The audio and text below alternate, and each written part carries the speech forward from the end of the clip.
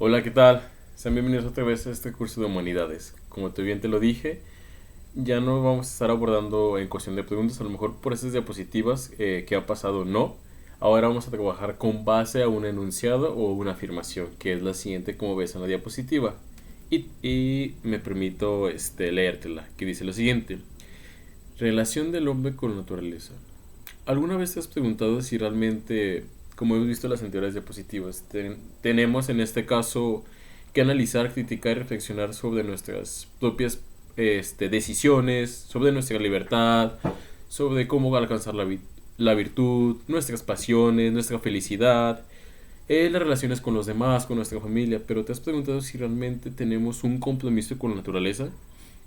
Es decir, que también tengamos un deber hacia ella, o realmente siempre debemos, en este caso, nada más apoyarnos de sus recursos, pero no darle nada a cambio, o realmente está bien hecho que alguien tire basura, o que sigamos contaminando, o que realmente siga matando a los animales como un tipo de cultura, como puede ser la tauromaquia, como le suelen llamar, o la pelea de gallos, o que realmente sigan existiendo, este digamos, o en este caso los zoológicos, que son como partes donde están animales, pero tú crees que realmente tengan que conservarse ahí o tengan en este caso llevarse a su hábitat natural, o porque realmente las personas, en este caso, siguen desapareciendo especies o no tenemos ningún compromiso con ellos. ¿Tú qué piensas? ¿Que realmente sí o no?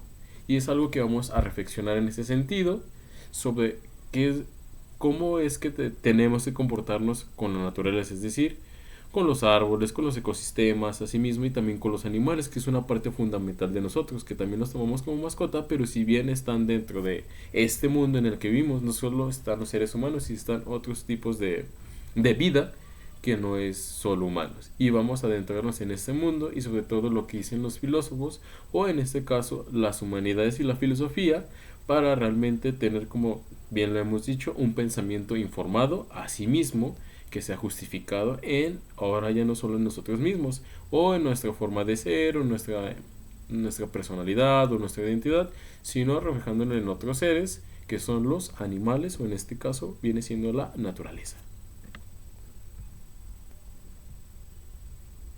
Sin más, ¿cuál ha sido la relación o qué es lo que evoca la naturaleza en el hombre? Como bien lo dice aquí, y me permito leértelo, es lo siguiente.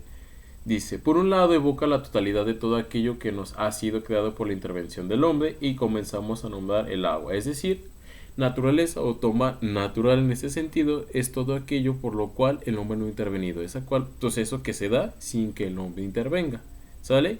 Y como bien tenemos cierto tipo de recursos dentro de la naturaleza, como puede ser el agua, la tierra, las montañas, extensas praderas, especies de animales, asimismo bosques y océanos profundos. Todo esto ha sido creado mediante la naturaleza, es decir, sin ninguna intervención del hombre.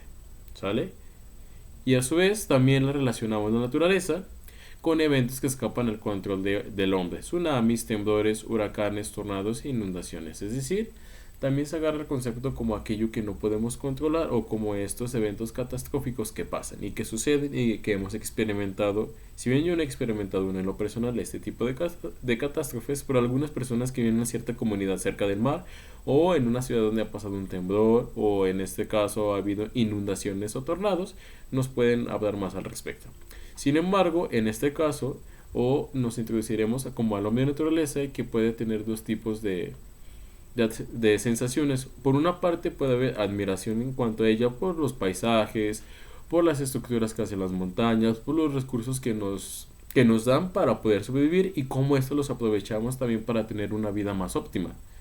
Y por otro lado sentimos asombro porque de cómo la naturaleza puede darnos recursos sorprendentes para sobrevivir, pero a su vez también ocurren catástrofes que no podemos en este caso detener, si bien podemos saber cuándo pueden ocurrir y de qué manera, pero aún así son bastante catastróficas y, como hemos visto, han cobrado algunas vidas o millones de vidas en este aspecto, y que realmente nos pone a pensar que así como podemos maravillarnos y asombrarnos de las cosas que nos dan. Asimismo también nos puede causar asombro por lo que en cuestión de segundos o minutos puede arrebatar la naturaleza.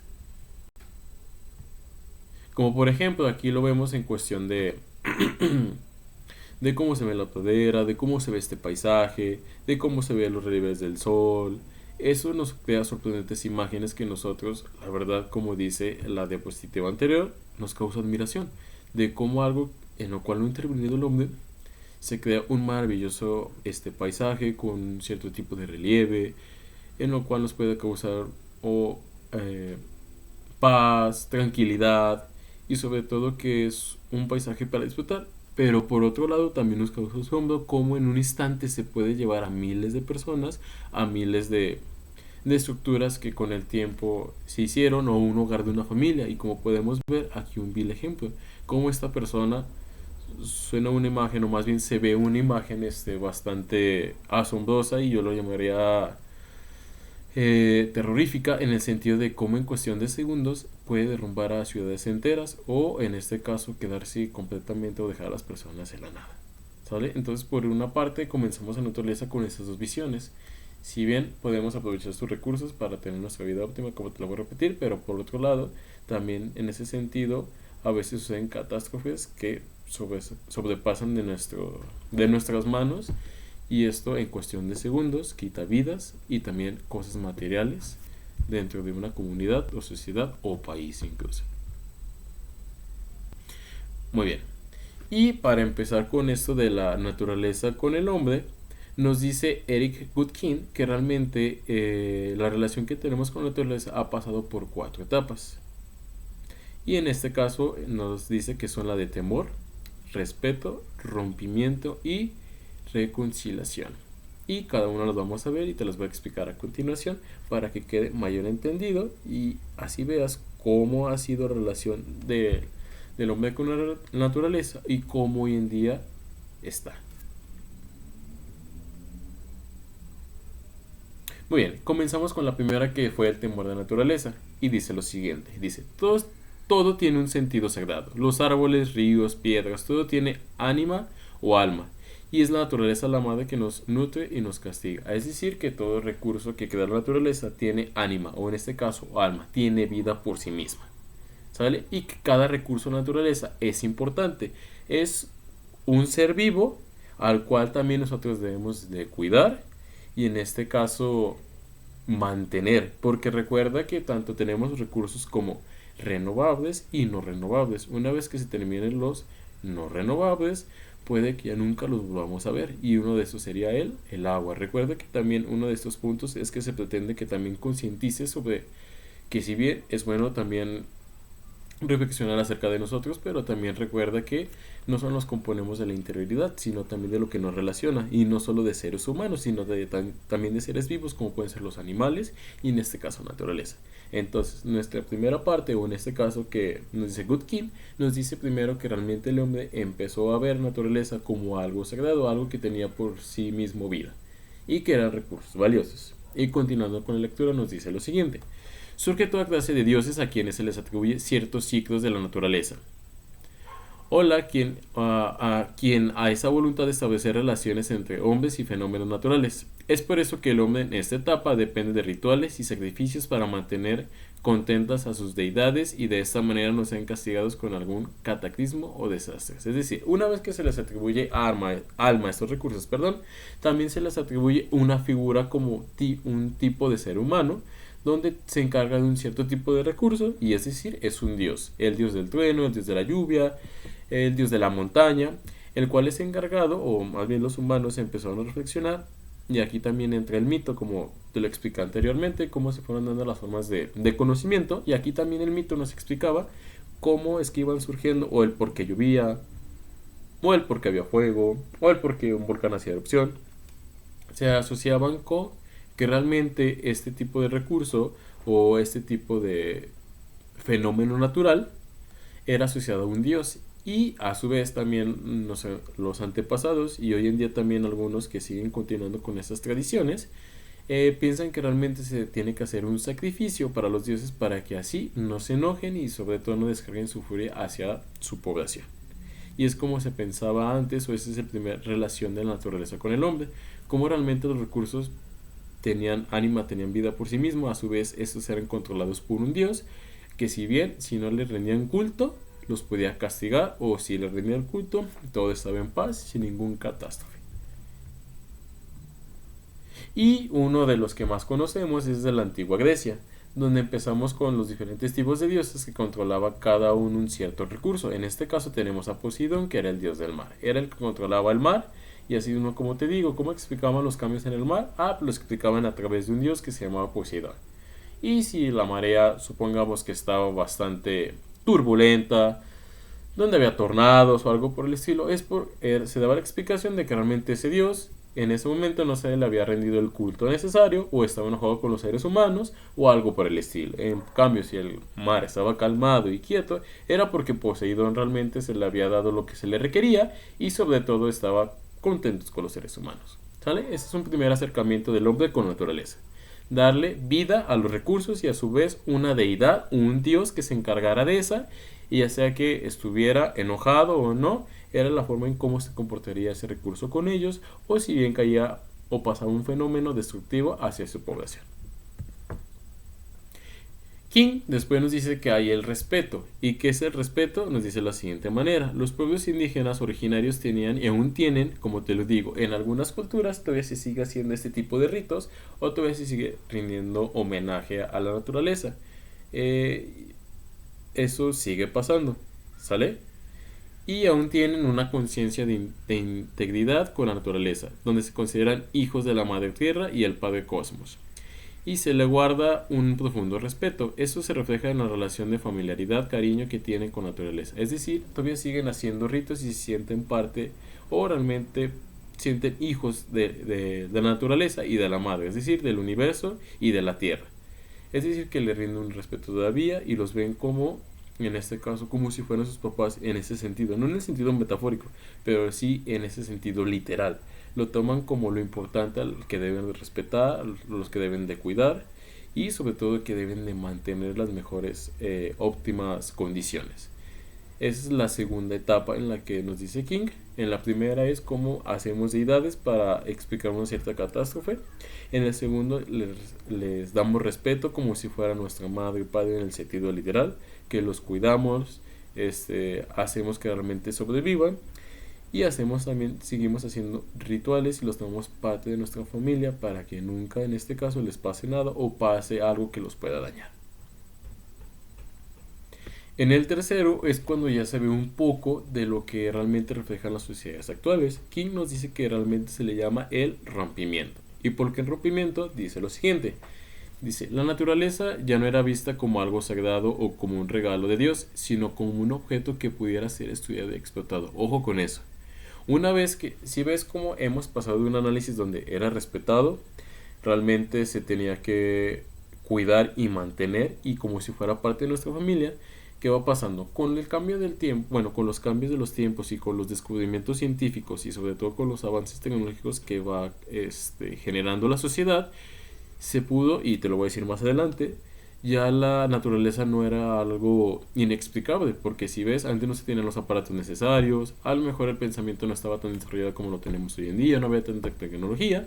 Entonces, una vez que empiezan a haber este tipo de revoluciones científicas y nuevas aportaciones a la ciencia, entonces ya no se ve a la naturaleza como algo inexplicable, sino como algo que podemos explicar a través de ciertas leyes, de ciertos sucesos, de ciertos aparatos, y esto a su vez reflejó en el hombre una cierta concepción distinta a la naturaleza. Es decir, pues ya no es tanto como mi madre o mi padre, o más bien ya no es, sino más bien está a disposición esto de ser estudiado y a su vez de yo poder explotarlo, es decir, hacer uso de ella. Ya no le voy a tener a lo mejor el respeto que antes le tenía, porque realmente me voy a servir de ella para otros fines. Y es cuando empieza a cambiar este tipo de concepción a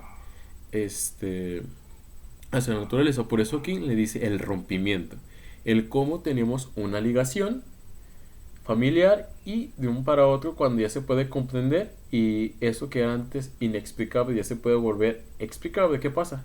Un rompimiento.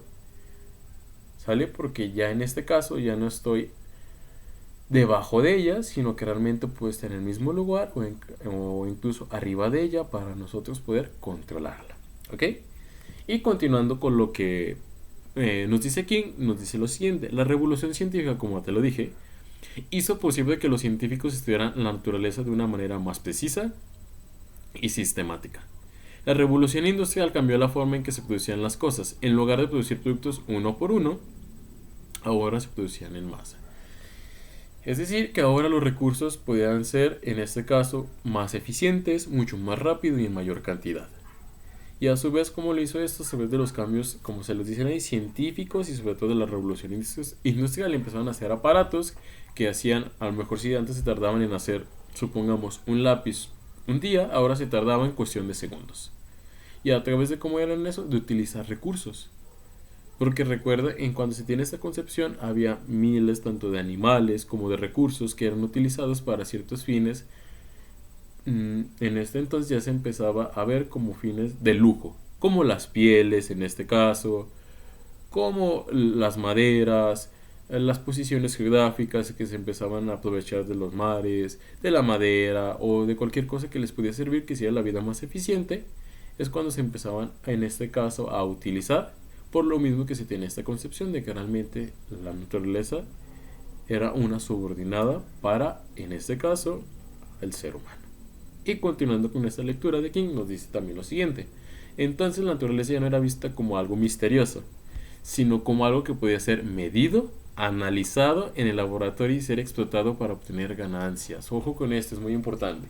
Como si ves de los otros dos aspectos que te acabo de explicar, cómo se veía algo sagrado y se tenía que respetar, ahora no, ya se veía con fines monetarios, es decir, para producir mucho más dinero, para producir la vida mucho más eficiente y más óptima para el ser humano. Ya no se veía con respeto la naturaleza, sino se veía como algo monetario, como ganancias.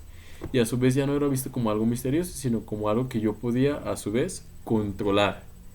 Porque si bien en los anteriores puntos era algo que tú no podías controlar, era algo azaroso, algo que no sabías si podía pasar o no. Entonces una vez que vamos descubriendo esto, se da cuenta el ser humano que la puede controlar y a su vez la puede tener a su merced. Y si la tiene a su merced, entonces puede hacer con ella lo que ella quiera. ¿Ok? Y hasta aquí al parecer nos parece un poco catastrófico, ¿no? Como debe parecernos algo asombroso, ahora se torna algo bastante, no sé cómo llamarle, pero sí irracional en cuestión del ser humano, como pensar de algo que era sagrado para ellos, ahora cambiarlo y decir que ahora está a su subordinación. Ese es el rompimiento que nos dice King. Y como te puedes dar cuenta, esta es una de las subordinaciones que puede hacer, como realmente a veces hay talas clandestinas de árboles sin importarle toda el desastre que puedan causar en ese lugar. Y sobre todo, a su vez, que esto a lo mejor ya no se puede reforestar, ni sobre todo ni las consecuencias a largo plazo que esto puede causar.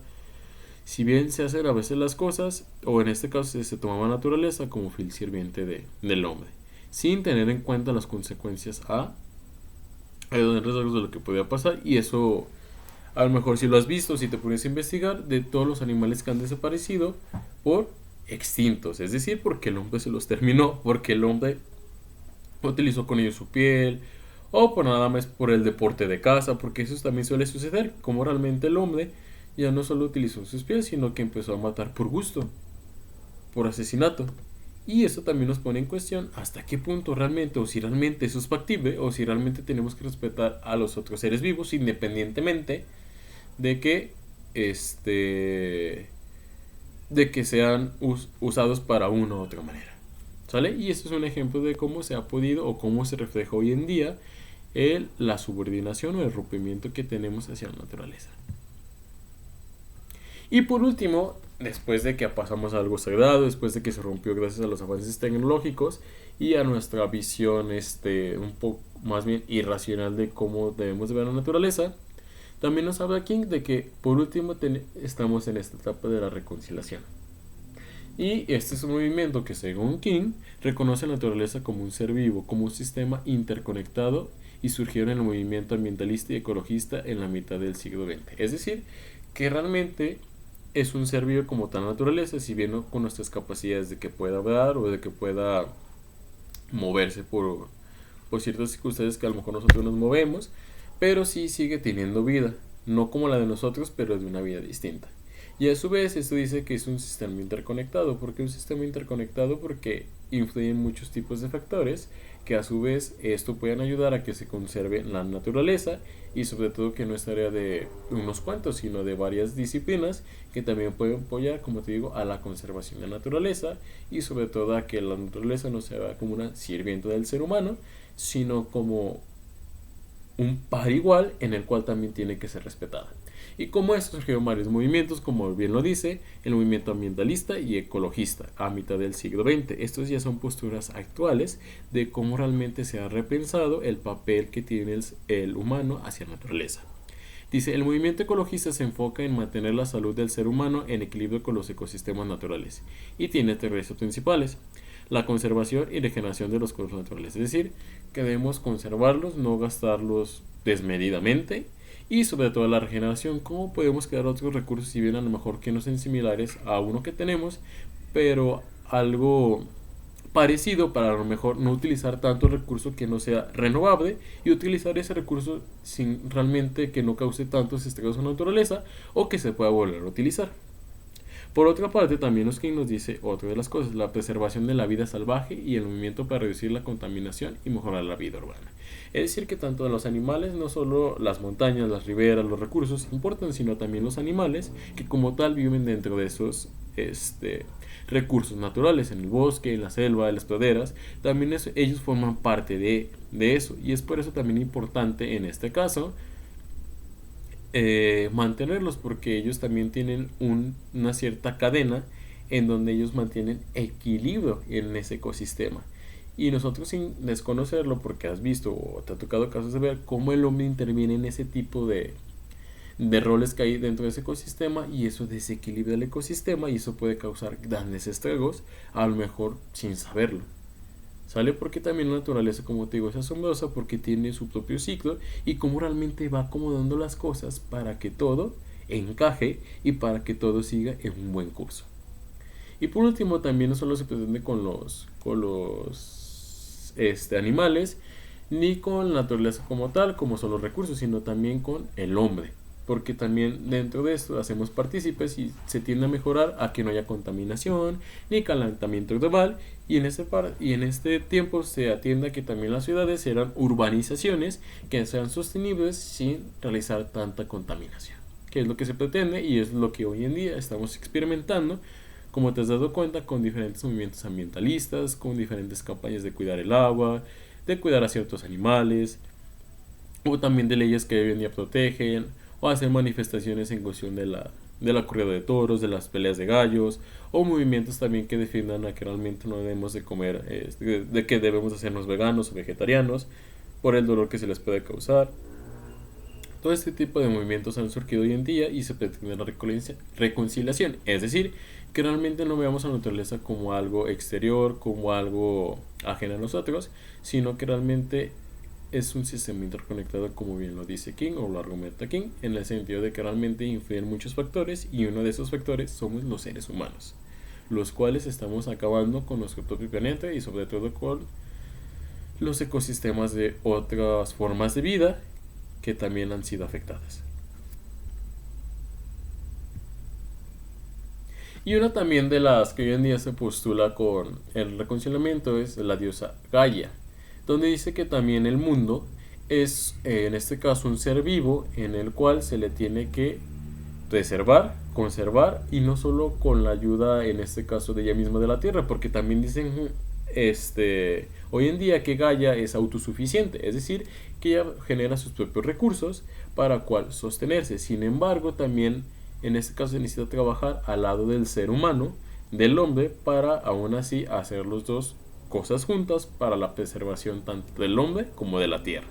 Y también de lo que se dice es que Gaia es como tal el nombre de la diosa, en este caso de la tierra, que la tierra tiene como tal vida, se llama Gaia, y la cual puede ser autosuficiente, pero sin embargo también necesita la ayuda del hombre para en este caso seguir conservándose. Y dentro de esto tenemos algunas posturas filosóficas sobre el hombre y la naturaleza. También la filosofía en este caso nos aporta algunas ideas o algunas concepciones de cómo en este caso podemos lidiar con algunas incógnitas que puedan surgir dentro de este tema. Y una de ellas es el antropocentrismo. Y el antropocentrismo es lo siguiente: argumenta que el ser humano, por su capacidad racional y conciencia moral, tiene el derecho y la responsabilidad de utilizar y aprovechar los recursos naturales en beneficio propio. Consideran que la naturaleza está subordinada a las necesidades y deseos humanos y que su valor radica en su utilidad para el ser humano, es como te lo dije. Algunos filósofos, como bien postulan o en ese tiempo postulaban, como pueden ver ahí, era René Descartes, Francis Bacon y Thomas Hobbes. Postulaban que realmente la naturaleza era sierva de la humanidad y que realmente la utilidad de la naturaleza servía, o más bien se medía mediante lo que podía hacer para ayudar al hombre. Y en ese sentido el antropocentrismo era una tendencia que se ponía, es decir, en el centro del ser humano y que sucedía todo con base a él. Y a su vez él podía hacer disposición de cualquier recurso para ayudarlo. Y en este caso es lo que nos está diciendo el antropocentrismo, que realmente se defendía que la naturaleza era al servicio del ser humano y que realmente solo la naturaleza tenía valía siempre y cuando fuera útil para el ser humano.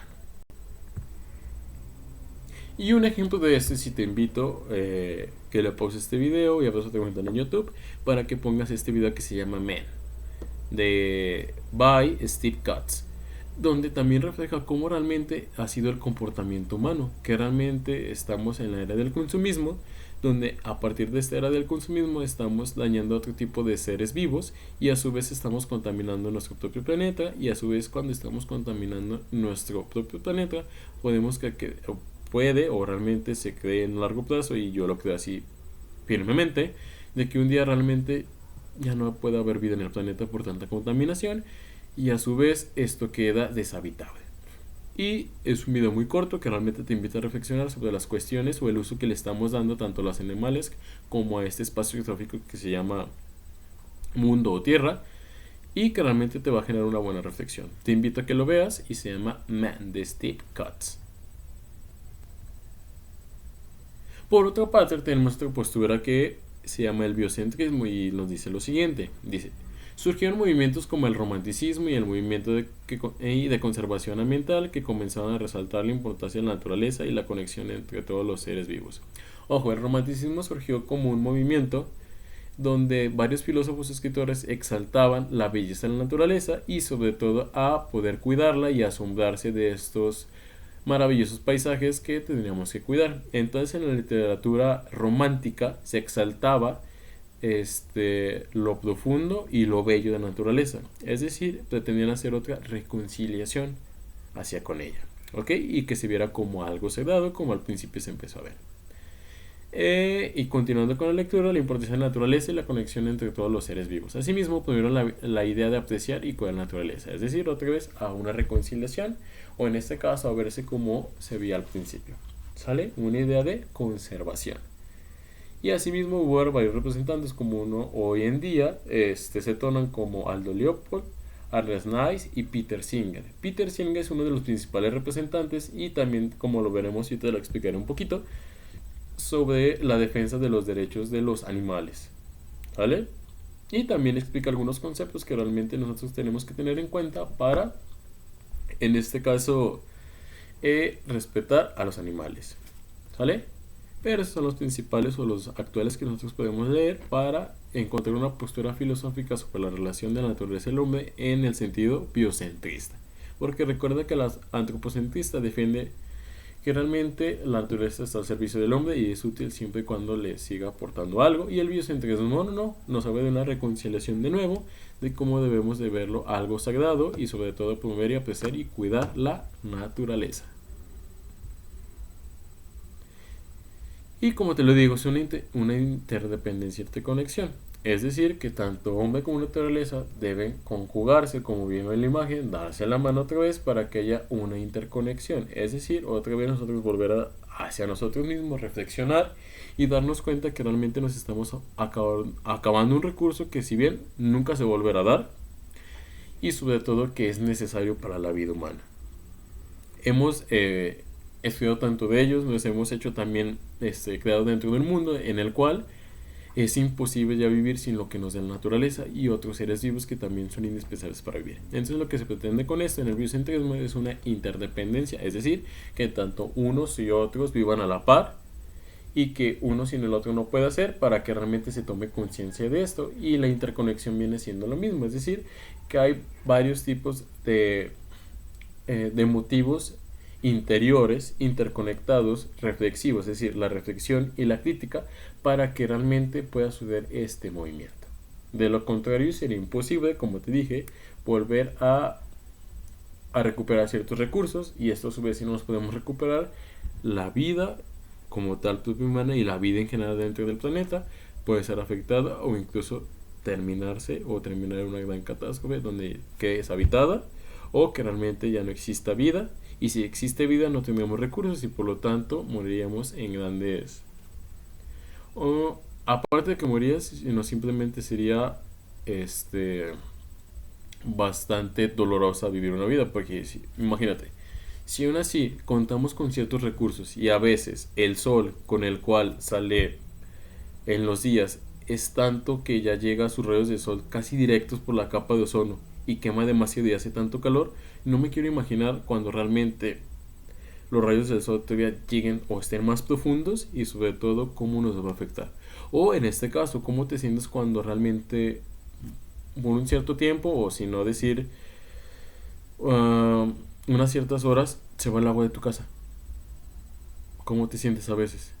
O cuando se va, no sé, en este caso, sí, más propiamente el agua. Cuando se va el agua, ¿qué pasa? Porque lo personal me ha pasado y se siente muy desesperante, como depender de un recurso que a la vez lo ves como algo, después hay, o después va a haber mucho.